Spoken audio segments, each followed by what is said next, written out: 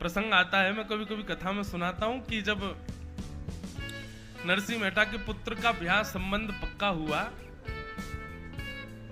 बहुत बड़े घराने की बेटी से हो गया।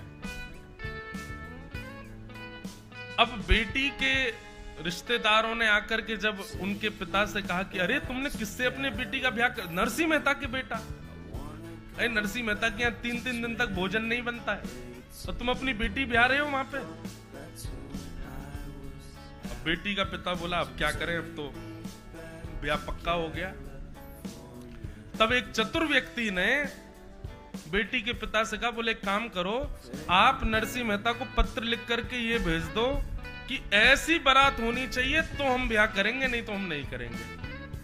बोले क्या लिखें?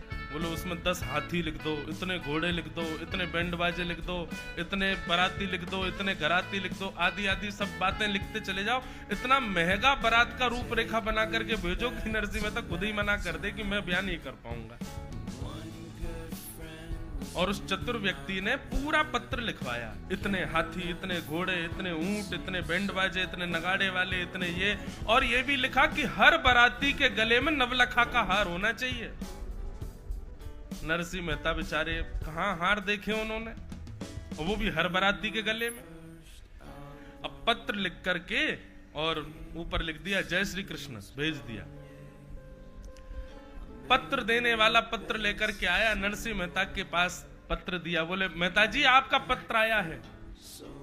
नरसिंह मेहता ने पत्र देखा तो जय श्री कृष्ण। बोले अरे बाबले मेरा नहीं है, ठाकुर जी का पत्र है, इस पर जय श्री कृष्ण लिखा है।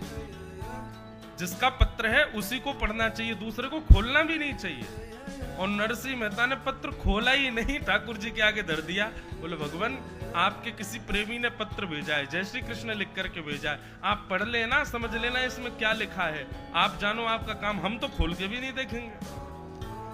जैसे ही पत्र दिया, ठाकुर जी मूर्तिवंत खड़े थे, मनी मन सोचने लगे अरे नरसिंह एक बार खोल तो ले इसको, ये हाथी घोड़ा कहां से लाएगा तू। पर नरसिंह मेहता तो सरल सहज है। बताओ इतनी सरलता है हम लोगों में। हमको पता चल जाए कि पिताजी का पत्र आया तो बच्चे खोल के देख लेते हैं, देखो तो सही क्या है। पता चल जाए बच्चों का कोई पार्सल आया तो मैया चुपके से खोल के वो देख लेती है। हम तो चतुर हैं भैया। अच्छा हमारे लाल जी के पत्र आते हैं कई बार हमारे पास, कई लोग आते हैं कथा में, कई वैष्णव आते हैं, कई बालक आते हैं, मंच पर कभी आते हैं या कभी महाराज जी लाल जी का पत्र है। तो हम क्या करते हैं, रात्रि में पहले वो पत्र लाल जी के पास ही रखेंगे कि रात भर लाल जी